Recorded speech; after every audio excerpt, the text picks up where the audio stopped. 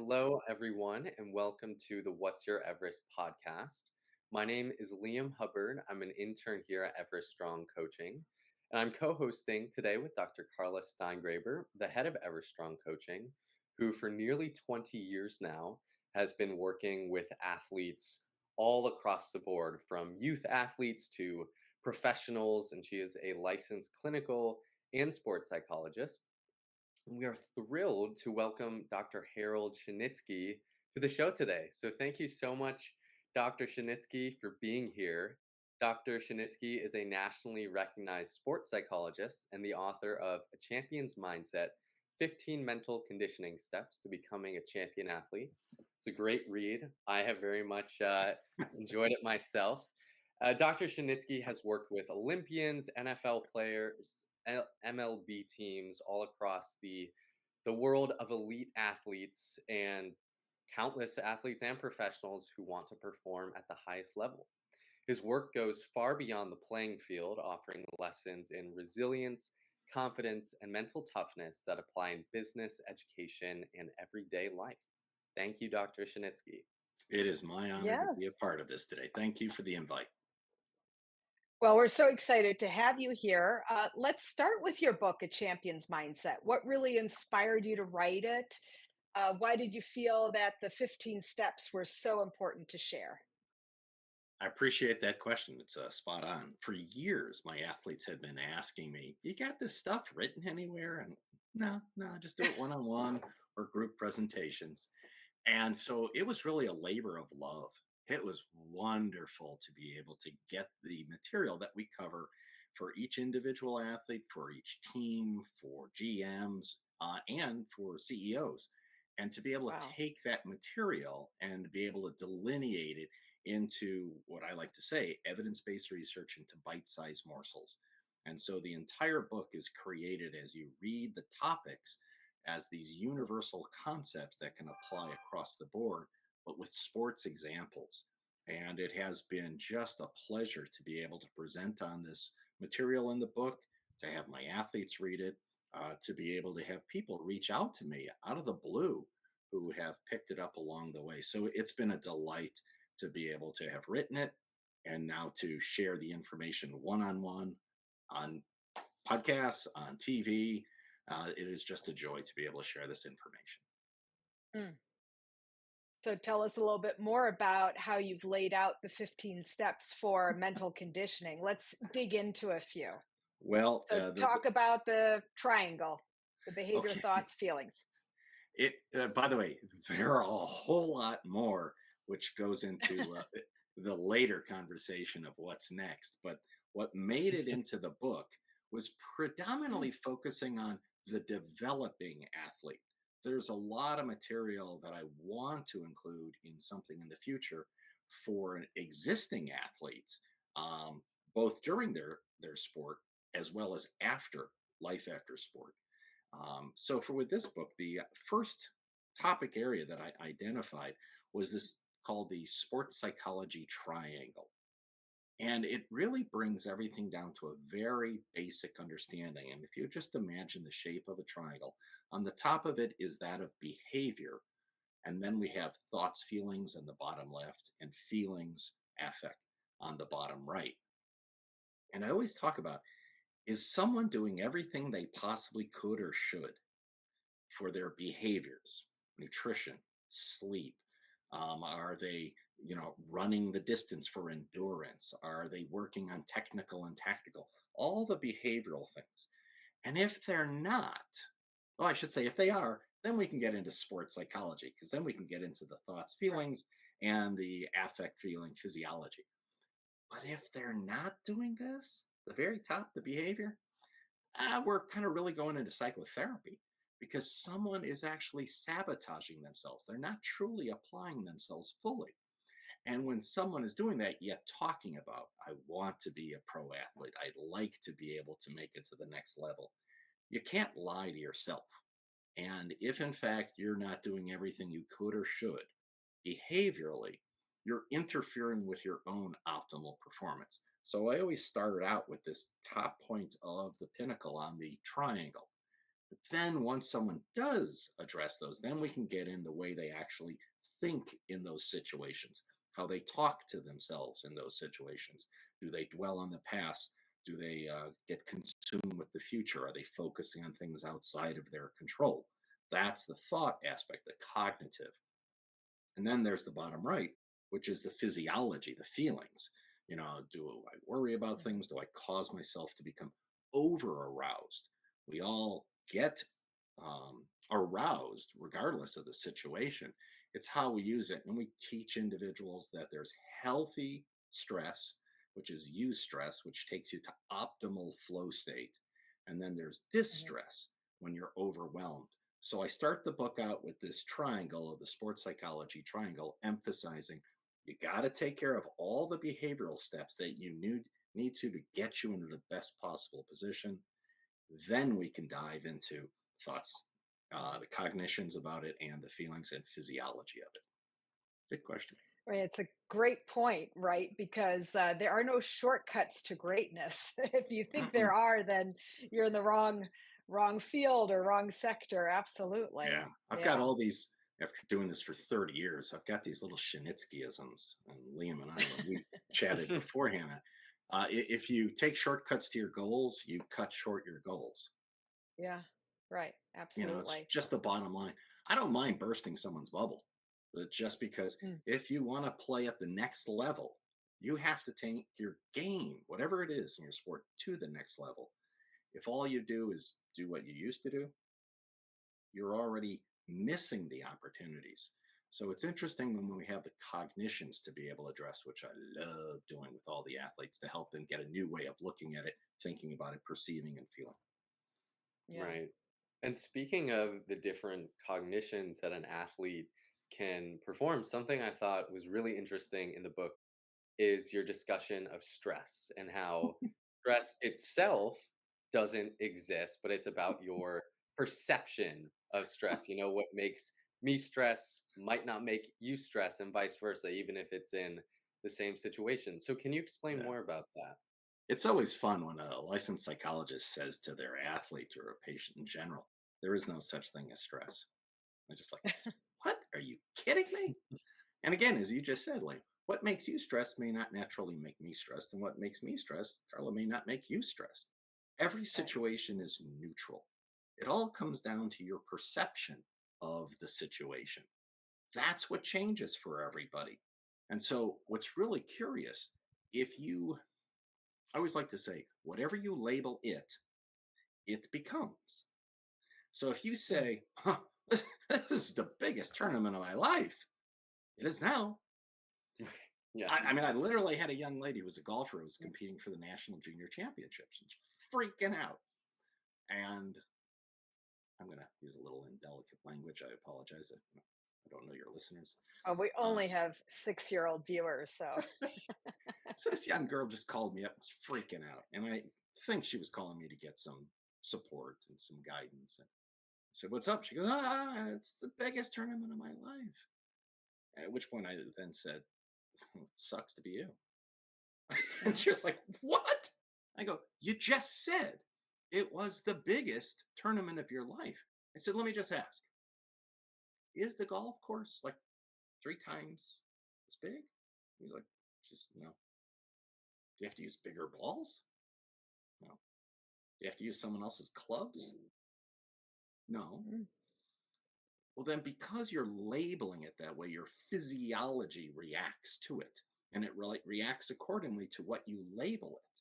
And to help her be able to take a step back from that, as I tell all my athletes, I don't even talk about tournaments or games or anything like that. People can, that's fine. It's just it's practice. It's the exact same thing. It's always practice. No Right. one's Yeah. asking you to do anything different than you did in practice. No one's asking her to go up to the tee box and do a cartwheel before she hits her tee ball, the tee shot. The Although it reality might is, help.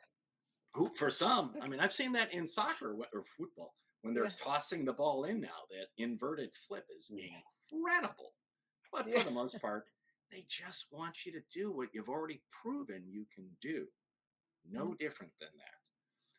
So, as you're saying there, Liam, there is no such thing as stress. because it's a neutral reality. It's your perception.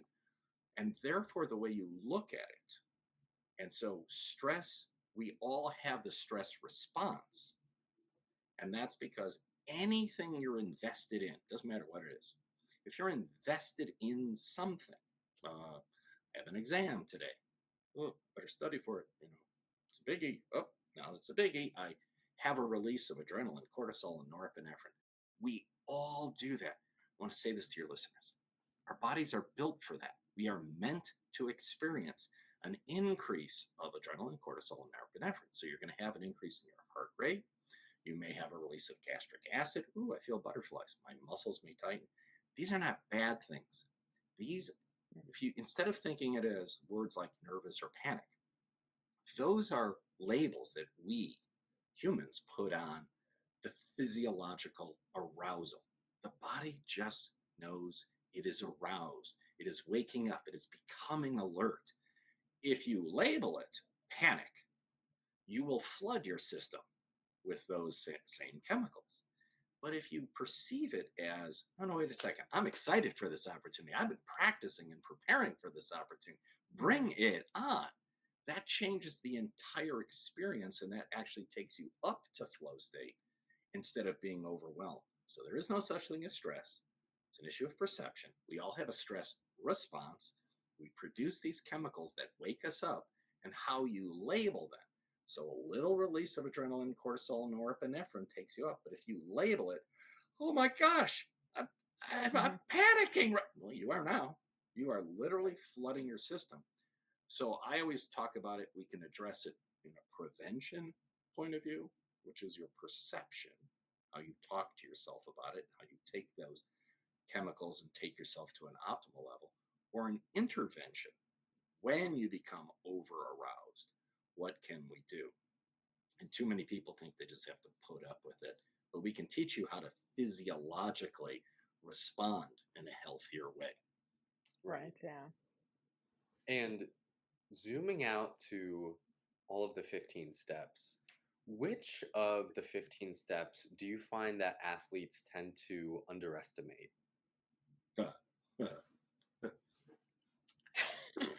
Wow, you got some time.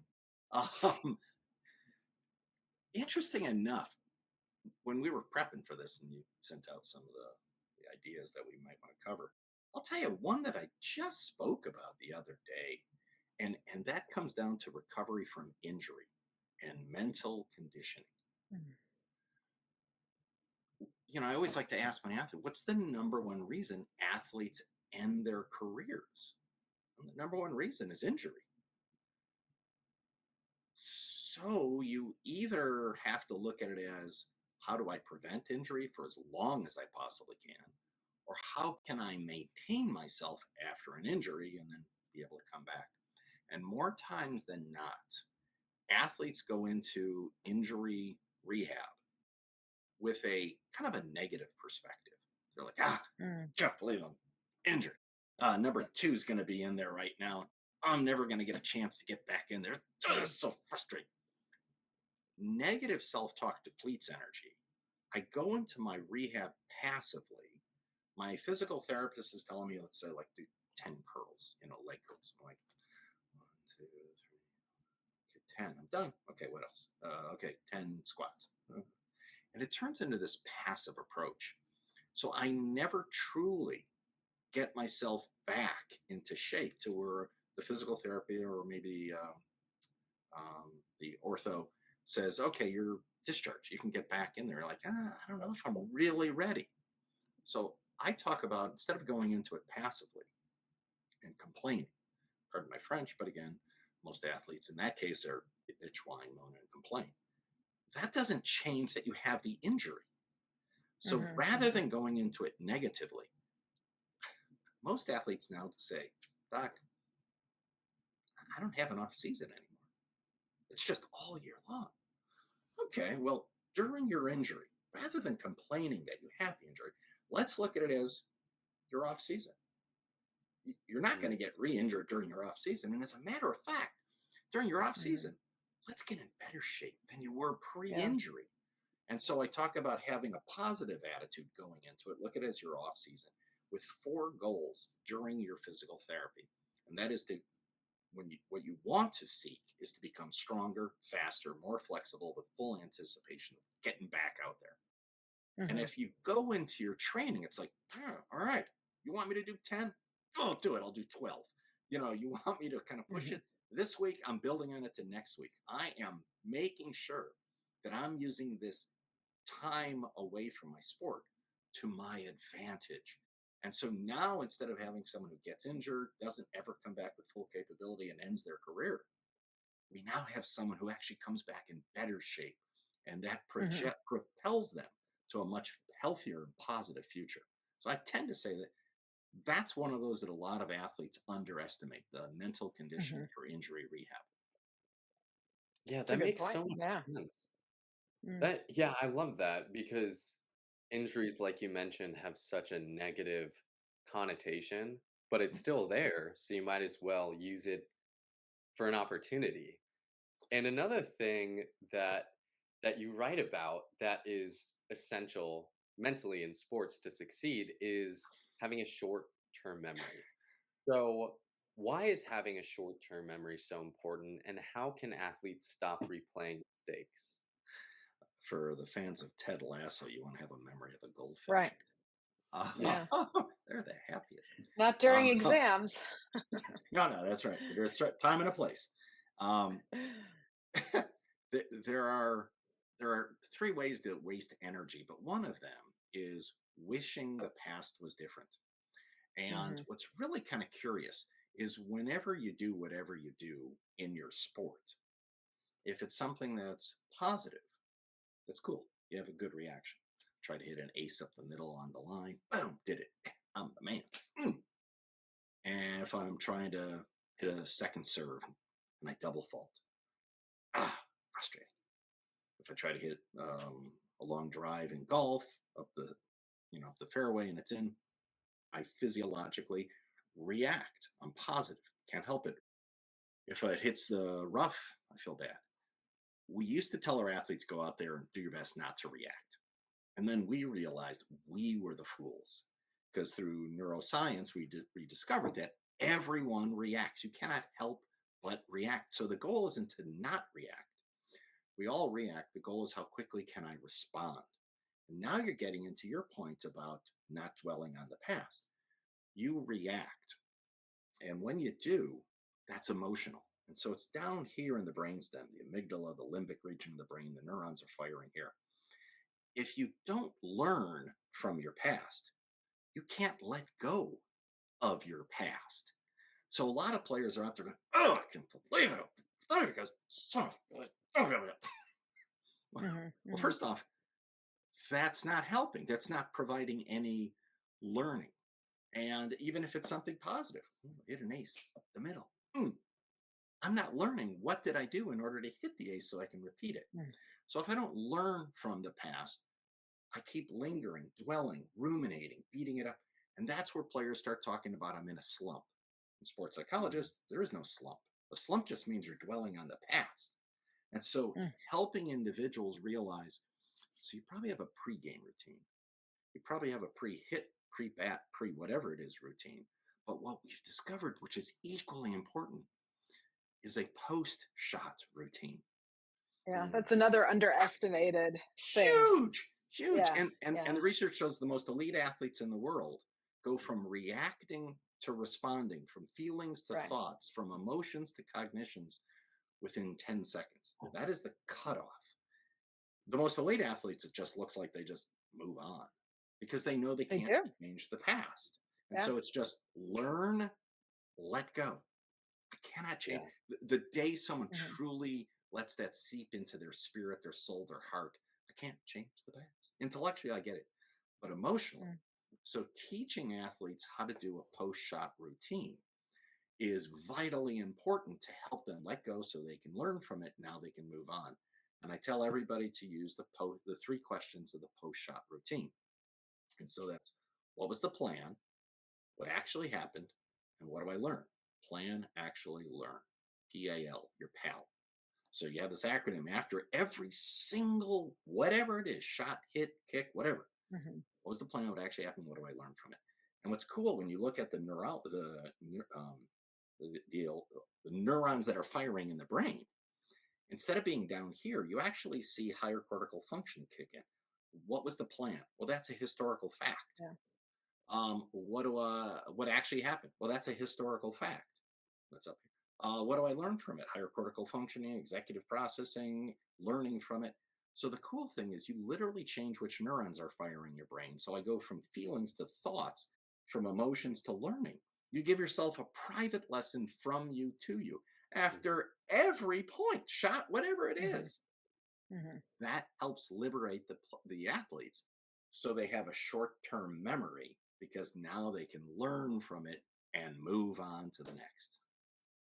Well, Yeah. it's actually putting a sense of control back in their hands, right? They have actually something to do because once you lose contact with the ball or whatever instrument of your sport, you've got no control as to what happens next, right? So now, but if you follow this plan, you have something you can do.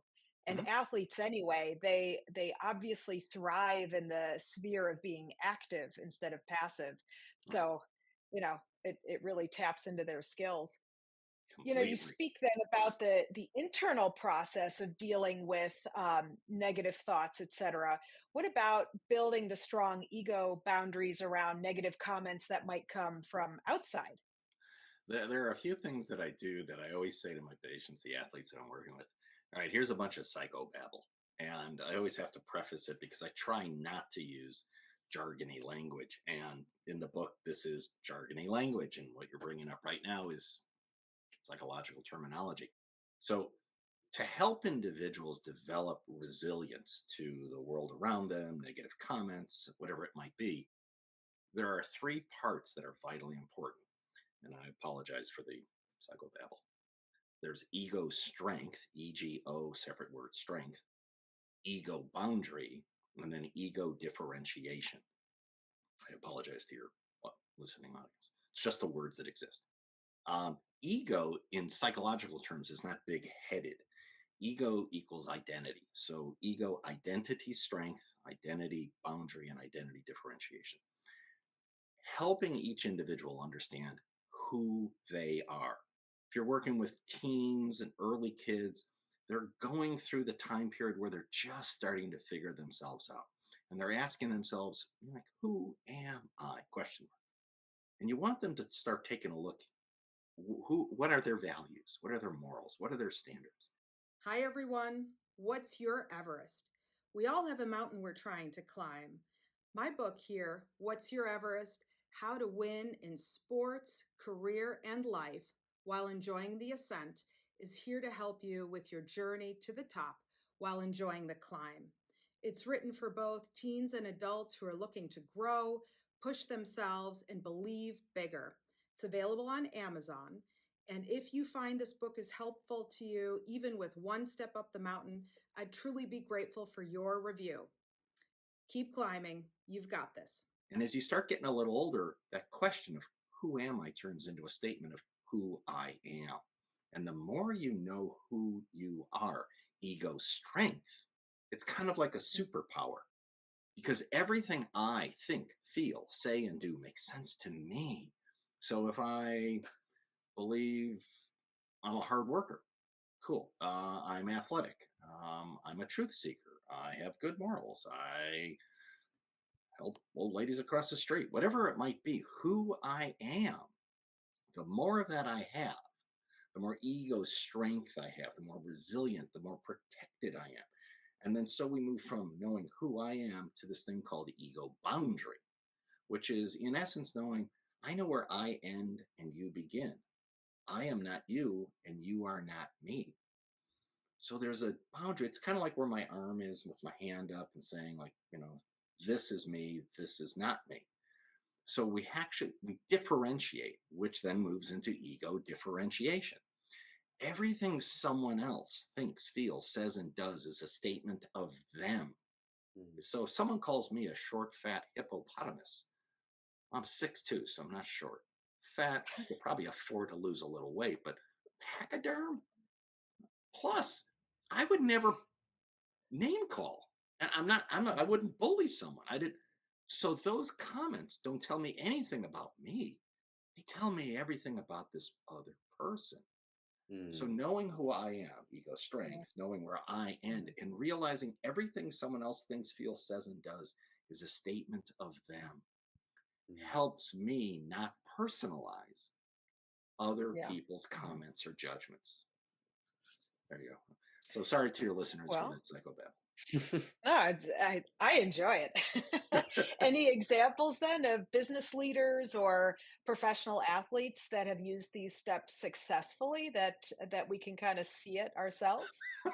Yeah, well, I'll go back to one that we were talking earlier about. There's no such thing as stress. I had a gentleman who was an engineer, and his the company he worked for went under, and so he was out of work, and he and his wife lived north.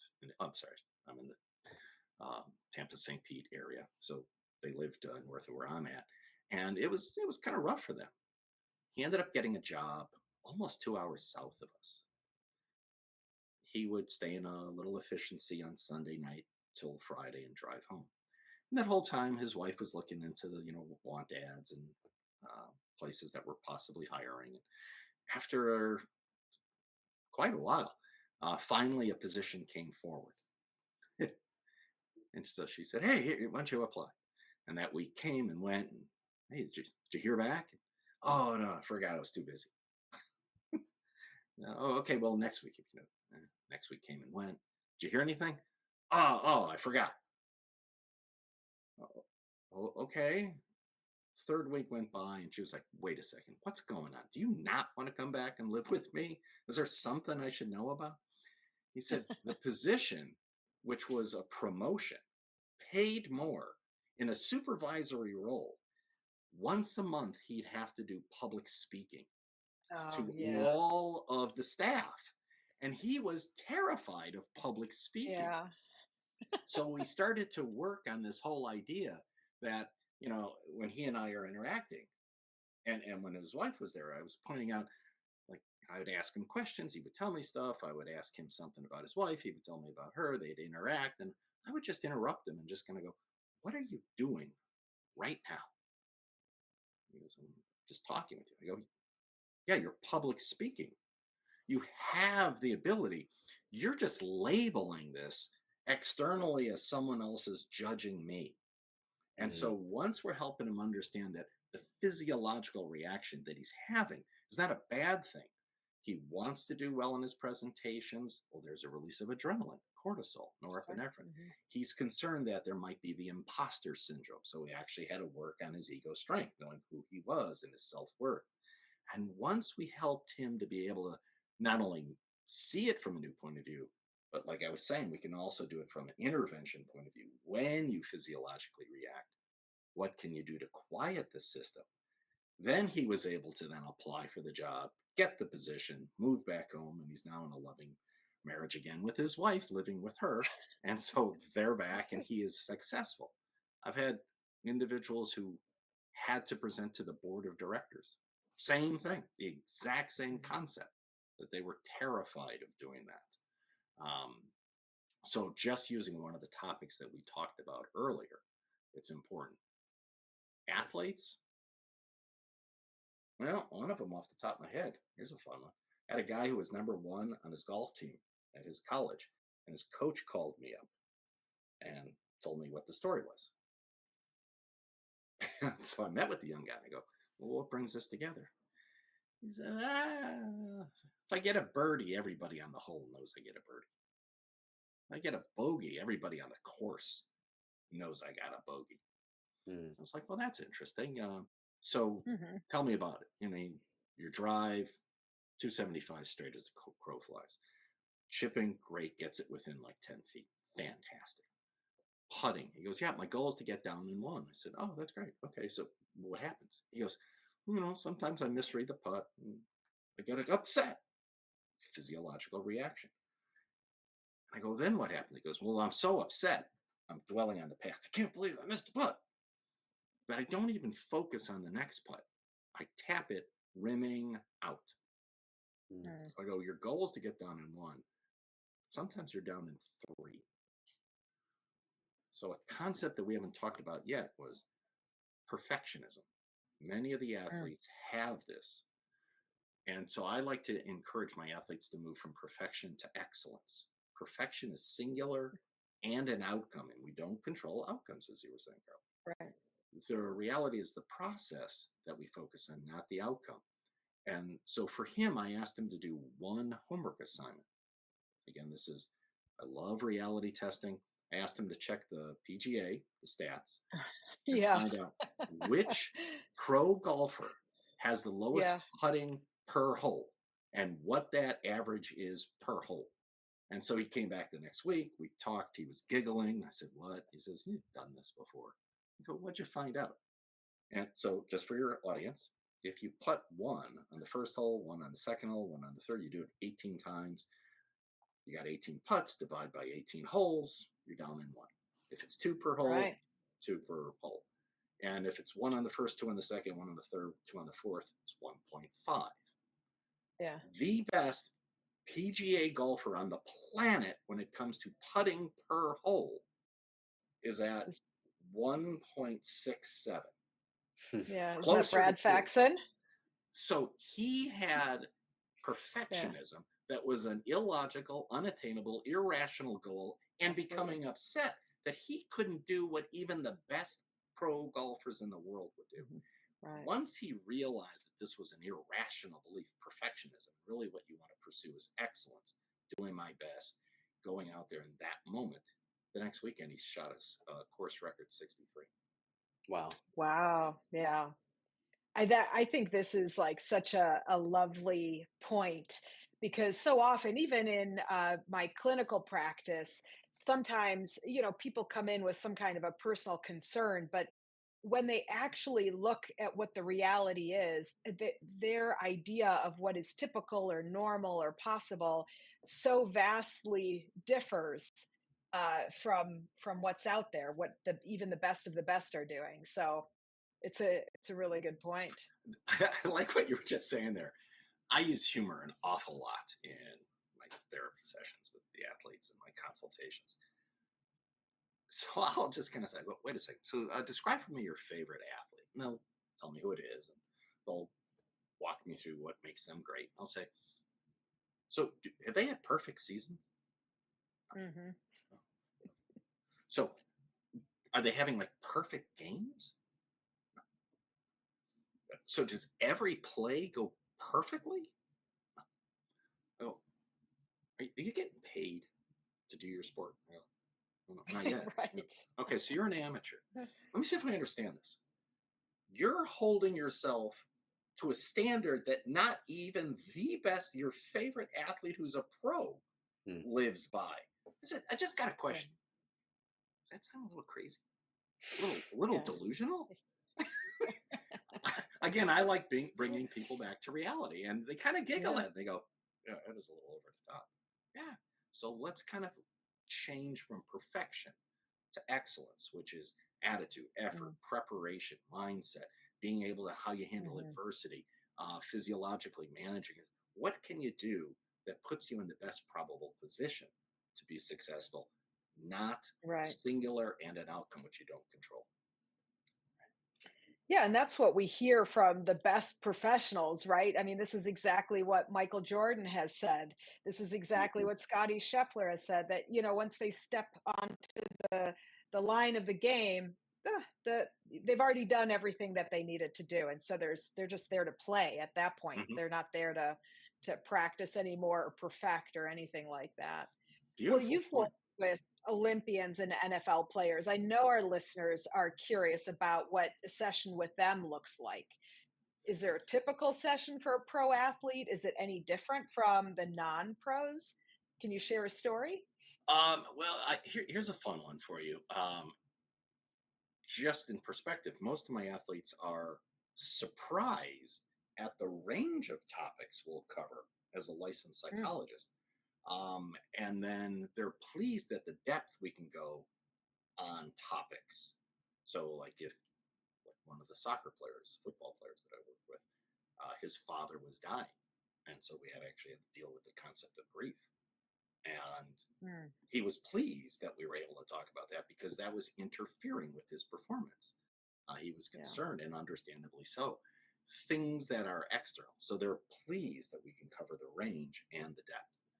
Usually, when an athlete comes in, well, not usually, all my sessions end with me asking the athletes to review what we talked about. And so I have them taking notes.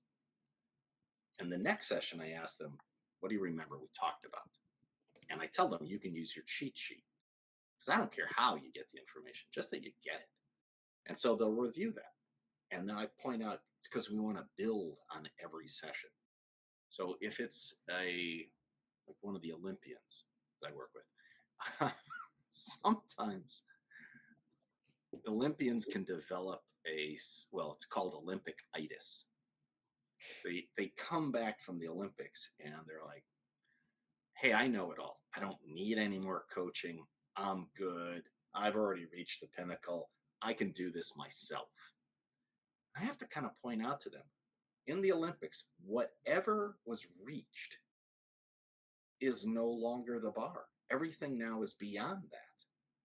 And so whatever you did in the past to get where you're at is not enough to go to where the next is. I mean, we have these 4-year intervals for the Olympians, and world records are being set, and there's constantly something bigger and better. A lot of them, the thing that I work on is goal setting and expectation. In particular, if I can use expectations, and I'll use it with a high jumper that I had. Liam, I have no idea how tall you are, Dr. Carla. 5'9". 5'9". I'll tell you, Dr. Carla. About 7 feet almost. Okay. All right. Well, then you're going to love this. So I had this high jumper who could throw his entire body over 6'10". Gee. I'm 6'2". It was 8 inches over me. Yeah. That doesn't even qualify for the NCAA postseason tournament, which is 7'2", which doesn't even come close to the world record, which is around 8 feet. So what we had to do was his coaches were kind of pushing. All right, so you're at 6'10". We want to get you up to 7'2". Let's pull that bar up and let's go for it. It's like, it wasn't like he was phoning it in. He wasn't holding back. So we had to have realistic goals, not unrealistic expectations. And so his first step was going to be 6'10.5". He was trying to jump higher than any of that. It's like, let's kind of keep this in perspective and let's use. So I always talk about how there's high versus low expectations, and I'll encourage everyone to live up to their highest. But then there's realistic versus unrealistic. And so if you use like SMART goal setting, and if you're familiar with the acronym of SMART, you want to make sure that, it is something that is very specific and it is measurable, it is attainable, it's realistic and relevant to the person, and what's the timeline. And you can help them be able to incrementally. So I always talk about how progress is incremental. Doesn't matter. Yeah. I mean, the most elite athlete, we're still talking about this. And so incremental progress requires them to assess 3 factors for their progress. And that is frequency, duration, and intensity. So let's just say maintaining a positive self-talk. Right? How frequent, how often are you using positive self-talk? It's not all or none. Again, that is a delusional belief system. Are you doing it more often? Is it the same? Or is it happening less? So to show progress, frequency, how often, duration, when you're doing it, how long is it lasting? Are you able to stay with it longer? And then intensity, how strong is those statements? How extreme is it? Because the flip side of that is negative self-talk, frequency, duration, intensity. You want the negative self-talk to be less often, not lasting as long, and not being as self-abusive and critical. And so when we look at that, especially the most elite athletes, it's important because a lot of them are perfectionists, which got them to this level, but it's a double-edged sword, which leads to hypercritical self-evaluation. And I find it vitally important to help them keep it in a healthy perspective, realistic, and understanding progress is incremental. Right. And shifting a little bit into your role as a sports psychologist, you are in private practice, but also have an understanding of what it looks like to be employed by a team, which are Mhm. two very different worlds. So, Mm. what's the biggest difference between private practice and working for a team? And tell us a little bit more about how those two different structures and systems, what that looks like. I have seen both sides of that coin, and I had decided to shift into private rather than being with teams. I don't mind working with teams. I love working with teams and presenting to teams. That's great. I work with a tennis academy right now. I present to all the athletes and all the coaches. I love it. The depth of doing it individually is something that I really love. And Hmm. so, Mhm. one of the huge differences, if I'm working for a professional football team, I have to emphasize American football in this case because I've worked with soccer teams, football. But I might get a referral from the commissioner of the league about this person. I might get a referral from the owner of a team about this Mhm. individual. I might get it from the GM. And they're telling this athlete, you got an issue. Whatever the issue is, something has got them on the radar. And now the Mhm. powers that be are telling them, you didn't want to talk about this before. We're going to refer you to someone you don't know. And you're going to have to divulge all this stuff. And depending on the team and depending on the league, they're going to want some summary at the end of a month. Like, are they attending? Is there progress? But the athlete doesn't know what is really going to be said. Will the GM want to know how's the injury coming so they can trade them away? Maybe I won't. So you get someone Mhm. who's a third person referral. And Yeah. third person referrals are usually not that motivated, are usually not that insightful, and usually don't want to talk about it. Right. So Mm. I think it's 84% of my practice has been referred by somebody else on my practice. So I'd rather have Dr. Carlos say to you, Liam, hey, Liam, as your teammate, I don't know what's going on, man, but why don't you go talk to Dr. Shinitzky? Nobody needs to know that you're talking to him, and you Mhm. can just go and chat with him about whatever's going on. So Right. I'm getting vetted by someone you value. Yeah. You're Yeah. calling Mhm. me, so you're motivated to talk about these things. And now I have a very different relationship when it's Mhm. one on one in a private practice. I find that to be a pretty strong delineation between the two environments. That totally makes sense. Yeah, Mhm. it's such a distinct difference in terms of how you are just approaching it, which Mhm. has a massive impact on then your experience when you're in it. And so Yeah. before we transition into wrapping up, I'm very curious, Uh, what qualities or skills does Just someone for need? today, we can do this again. I'm up for that. I always love sharing this stuff. There's so much. So yeah, so what qualities or skills does someone need to succeed in this field? Mhm. Good question. There's a lot of things you can do, but just to kind of talk about the field as an entity, if I remember correctly from the research, in 2012, I believe 25 Division One universities had a sports psychologist working with their teams on staff. By But usually 2018, one for all the sports. yeah, back then, yeah, it was well, Mhm. definitely. By Even still 2018, today. by Yeah. 2018 at least, all Division One universities had somebody, but like you're saying, they were spread out amongst the Yeah. entire group. And more recently, there's this understanding that you need to be exceptional, so you need coaching in technical and tactical. Okay. You need to probably have an exercise physiologist who's making sure that you're in the best shape possible. Probably you're working with a nutritionist to make sure that you're fueled properly. But then there's also focusing on the mental toughness. So now the understanding that the most elite athletes are the mentally tougher one is bringing this field into existence in a very prominent way. So there's Right. specialists working with like I work with athletes on the United States Olympic pairs figure skating teams. Work with them. I've worked with dressage and volleyball and crew, but I've been referred by individuals. But working with teams, you bring up a really good point.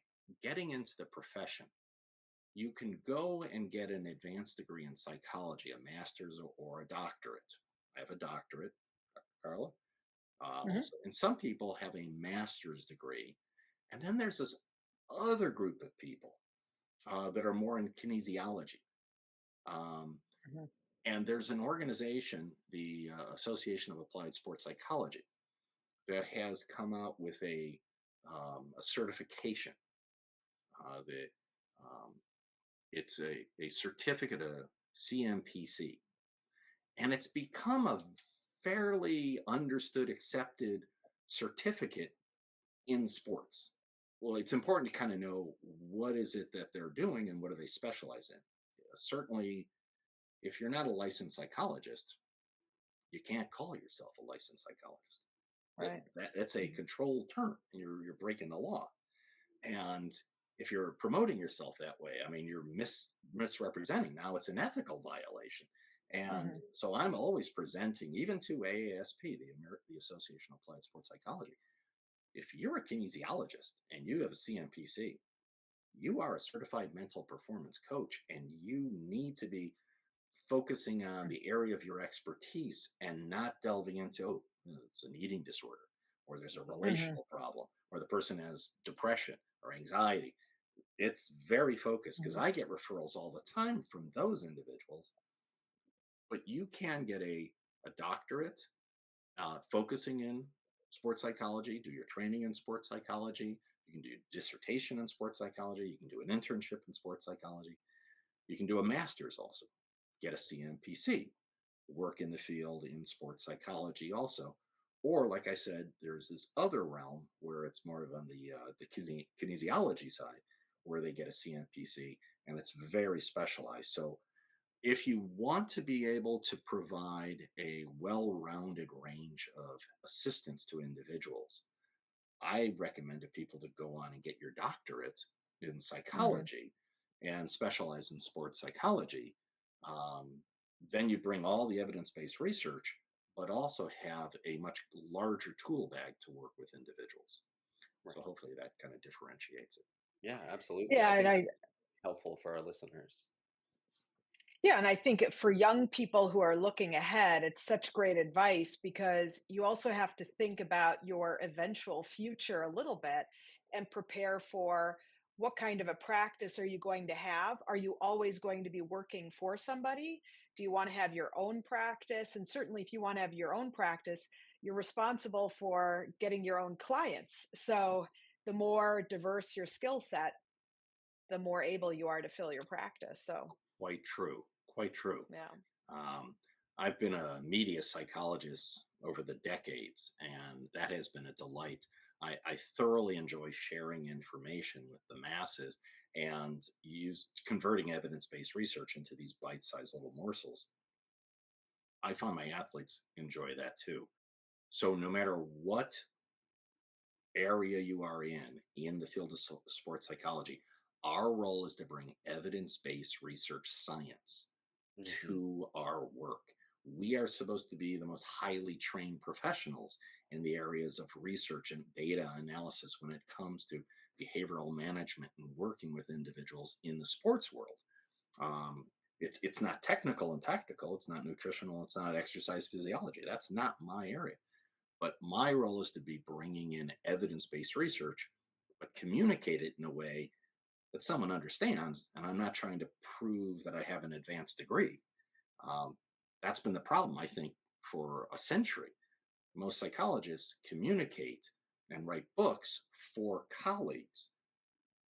And so it's language that may not translate to the very people who need it. And so Yeah. we have to be able to communicate in a way that those people who need it can benefit, which is also why I write books. They're all Mhm. written for the general public. They are not academic books. Yeah. Right. Yeah. Well, we always like to ask people on this show, what's your Everest? What's your next big goal or climb ahead of you? Wow, that's a great question. Can I come up with two, maybe three? Yes, of course. Okay, so one is done. Last year, I wrote my fourth book, and Oh, good. Yeah. it was I was seeing too many patients who were victims of narcissists. I was seeing too many people in society in positions of power that were narcissists. And I decided to write a book called Me, Myself, and I, a narcissist mindset. And it's really a self help handbook for survivors and victims of a narcissist. Mm, And so that was an Everest that I just was able to ascend and stick my flag at the top of the peak. Mhm. fantastic. And what my plan is now is to take all those things that I mentioned at the beginning today that didn't make it into this book, the Yeah. Champion's Mindset, and be able to come up with a Champion's Mindset Part 2 with Mm. a whole host of other materials that did not make it in there because it would be more for not only the developing athlete, but for the existing athlete and for the concept of life after sport. So that's Yeah. probably what I'm looking at. I have been approached to take a champion's mindset and apply it to the business world. Yeah. That'd be And interesting. so that is number three then. But thank you Well, for fantastic. Great goals. Well, we'll have to have you back and talk more about those kinds of things because even to speak about narcissism, it's certainly a very popular topic. And I know we're seeing more and more of it with people just sort of forming their identities through social media, essentially. So Yeah. there's a lot, fortunately, yeah. there's lots we can say. Yeah. Well, Dr. Shinitzky, it's been such a pleasure speaking with you. Very enjoyable. I really appreciate your time and all the inspiration that you offer to your athletes and everybody else. Thank Yeah. you for having me. I hope your audience can benefit from what we covered. Oh, yeah. If you want to chat about any of this or further topics in the future, I always love sharing information. So thank Yeah. you for the invitation to join you all. Thank you, Wonderful. Dr. Thank you. Shinitzky. It's been a pleasure.